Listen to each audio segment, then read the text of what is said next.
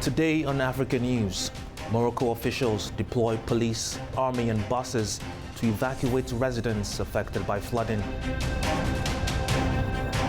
More than 200 people killed in a landslide in the Democratic Republic of Congo. And Sudan Airline executes its first commercial flight since the war broke out in 2023.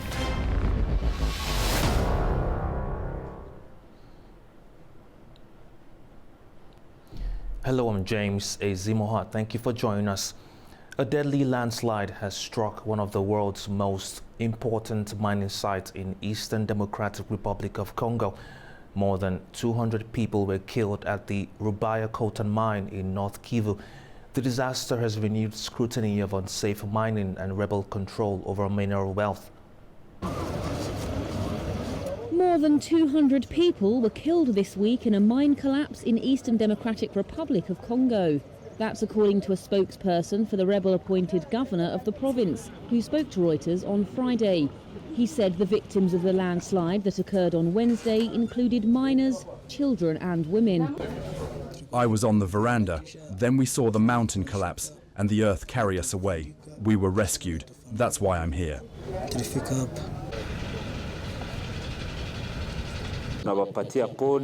We sympathize with you for this tragedy that has happened to you, but we ask you to help us develop strategies to end these kinds of tragedies. I just learned that in 2017, more than 2,000 people died after another landslide. With what has just happened to you today, we ask the population to be vigilant.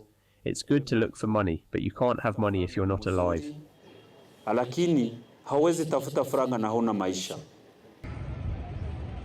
However, as of Friday night, the precise death toll was still unclear.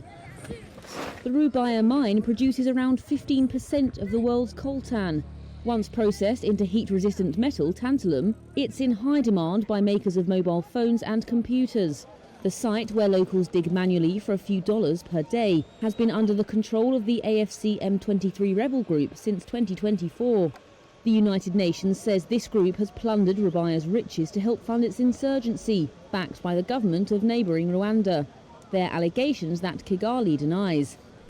The heavily armed rebels have stated their aim is to overthrow the government and ensure the safety of the Congolese Tutsi minority. They captured even more mineral-rich territory in eastern Congo during a lightning advance last year. Algeria has taken a major step in its plan to expand domestic steel production. A newly completed railway now links the long untapped Gara Jebelti iron mine in the southern desert to the Mediterranean coast, opening the door to large-scale mineral transport. Algeria has inaugurated a new railway line connecting the Gara Jebelet iron ore mine to northern ports, marking the first time the remote desert resource has been integrated into the national transport network. The railway is central to Algeria's strategy to boost steel production, reduce imports and develop large-scale mining exports. Officials say the project was completed under tight timelines and will serve both passengers and mining exports. We received instructions to complete the Gara Jebelet Bechar railway and transport iron to Oran as soon as possible. It took 20 months to complete 1,000 kilometers with 7 stations in the desert, including mining exploration. This railway will transport both passengers and freight, including mining production from Gara Jebelet. Another railway project aims to export phosphate via the port of Annaba, which is the second challenge. Officials say the line could transform Algeria's mining sector, with further projects planned to link phosphate production to export ports in the northeast.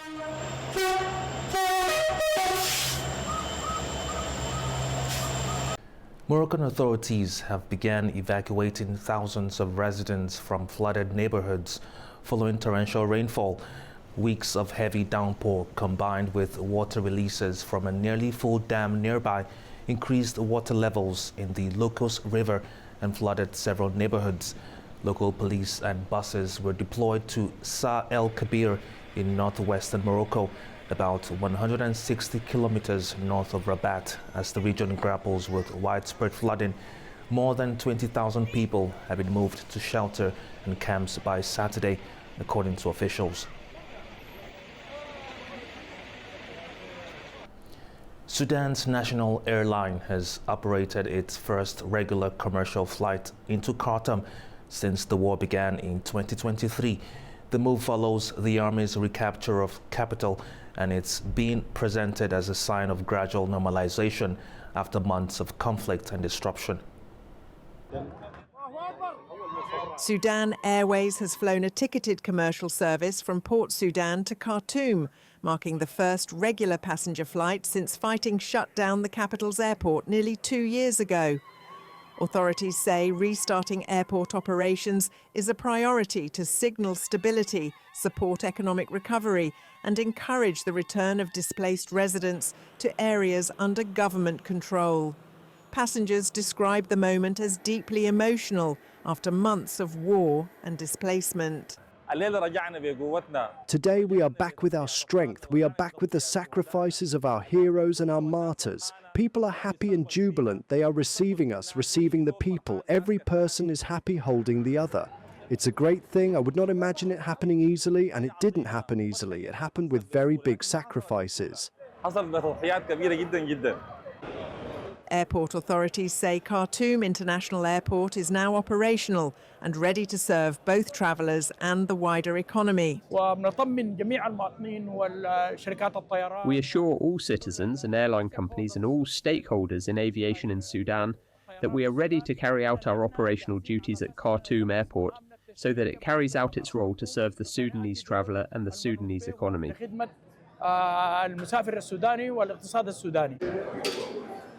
Despite the flight's symbolism, insecurity persists, with drone attacks continuing in other parts of the country and millions still displaced by the conflict. Mozambique and Total Energies have agreed to restart construction of a $20 billion liquefied natural gas project. Construction was halted in 2021 following Islamist militant attacks in northern province of Cabo Delgado, where the project is located. Total Energies, which has taken extra equity with its partners after some backers pulled out, said late last year it was ready to resume work. The relaunch comes as talks continue over rising costs, with the company also pledging emergency funding to help communities affected by recent flooding. Nairobi Fashion Week designers are tackling textile waste by upcycling second-hand garments into high-end collections. While second-hand garments markets sustain millions of livelihood, a flood of low-quality synthetic imports is fueling an environmental crisis, prompting calls for strict regulations on global fashion dumping. Kenyan designers showcased upcycled collections at Nairobi Fashion Week, promoting circular fashion as imports of second-hand clothing continue to rise across the country. While resale markets support millions of jobs, environmental groups warn that low-quality textile imports are overwhelming recycling systems and turning large volumes of clothing into waste. Designers say most of their collections were made using materials sourced from second-hand markets. I think it worked perfectly for me, because 80% of the collection I showcased for today was all upcycled fabric.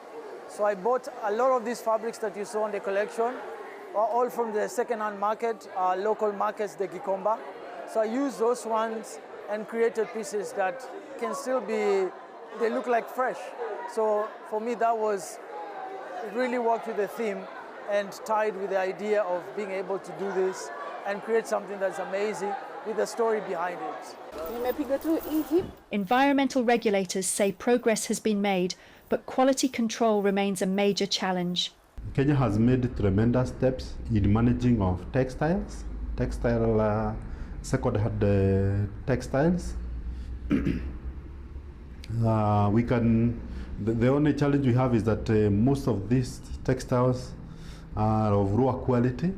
Some of the challenges we have had before is the court cases, and also the fact that our industry for recycling, even for reuse of these textiles, is not well developed.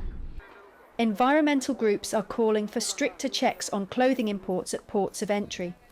So we're not against this business because we do realize that there's a big population of traders who actually depend on this for their livelihood, and that's okay. I think what we are calling really and we are pushing really is for the global north to stop dumping and for the local government to ensure that there is stringent measures at the port of entry where we are saying if anything is of low quality, then we will not accept. As Kenya balances livelihoods with sustainability, designers and regulators face growing pressure to turn fashion waste into long-term opportunity rather than environmental cost.